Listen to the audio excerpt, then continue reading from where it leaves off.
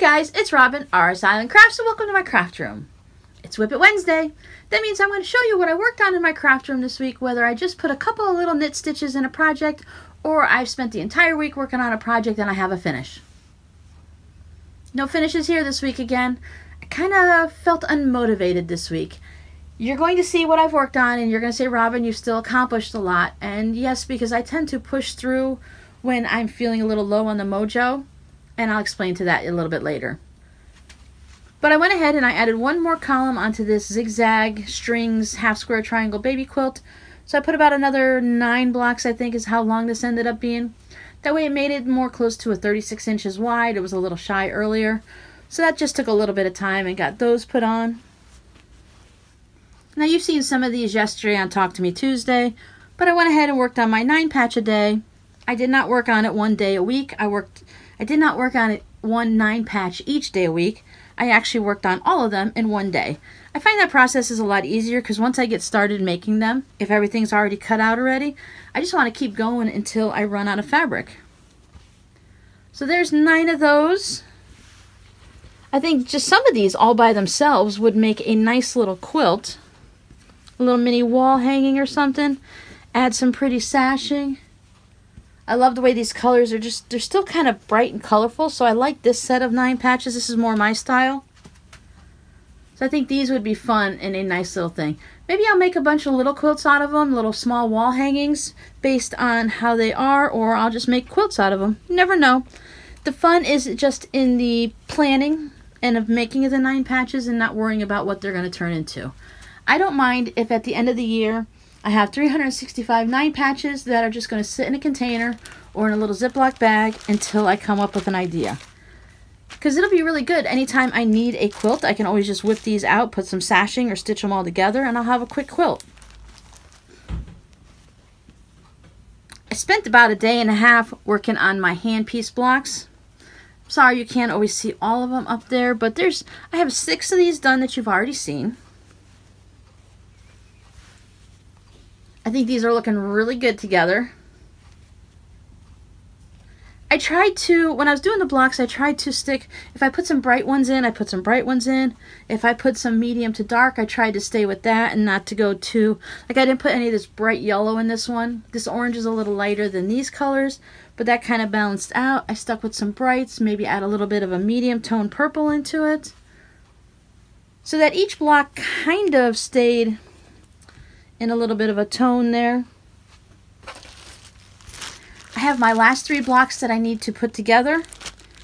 What these I've already done is when I spent that day and a half working on these, I made the individual components. Like I made all the flying geese and I made the half square triangles. So on these last 3 blocks I just have to actually stitch the rows together. So there's really only 2 seams left on these because I have all 3 rows done. As you know, because they're mostly all 9 patches or 4 patches. So I have that done, so these just need to be stitched together, and then I need to get the sashing on, and I really want to get it all done before this weekend so I can go ahead and put it up to the link party. That way I'll have actually finished the quilt along within the time frames of that quilt along. That's kind of exciting because it doesn't always happen for me. The other quilty thing that I spent some time on this weekend is I worked on the next baby quilt. Now as you can see, it is definitely not a quilt yet. But I have the components of these ready too, and they just need to be stitched together, my blocks. These are the last of my string blocks. I do not have any more well, I have some red, white, and blue ones left, maybe about 10 of those. But of all these scrappy ones like this, these are the last of my strings that I've made so far. So if I want to make any more quilts, I'll have to make more string blocks. I kind of touched on this design a little bit last week, and then as I sat and thought about it throughout the week, I decided I really wanted to go ahead and make a quilt like this. I had one vision in my head and it didn't come out quite the same when it got into the actual quilt, but that's okay because I really like the way this is turning out also. So I'm going to go ahead and show you just how I pieced this together on Friday. It's not that all exciting. As you can see, it's just 4 of the half square triangles, but I thought it might be fun to just go ahead and chit chat about that, and then that'll definitely finish off our string blocks for now. I'm sure we'll come back to them later when new ideas come and pop into my head or I see some on Pinterest. But I finished enough of these blocks to go ahead and make a baby quilt. I think I just have 2 more left so that I can show you sewing them together.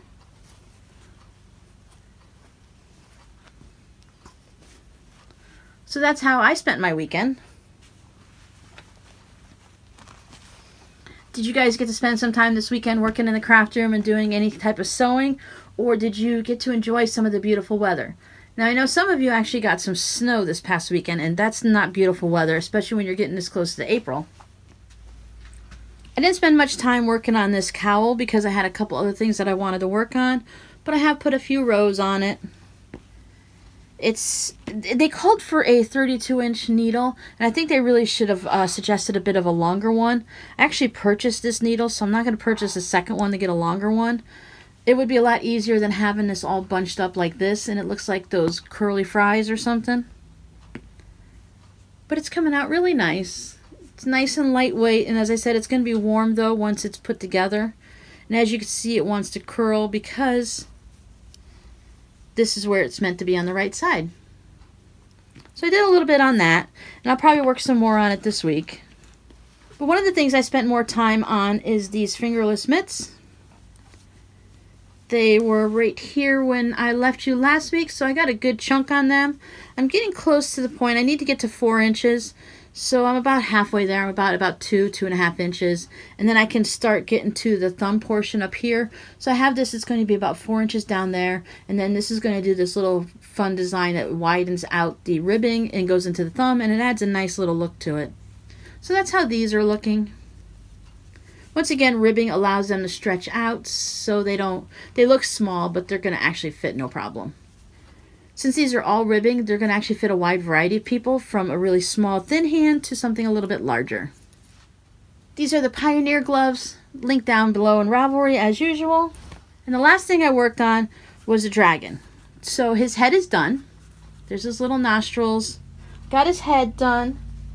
These are his ears. They don't look quite like ears because I still need to go like this. And when I stitch them on, then they'll become dragon ears. And I got his little horns. These kind of look like bloody teeth to me, but they're going to be the horns that go on his head. And they put the red there so that when you're stitching them together, you don't.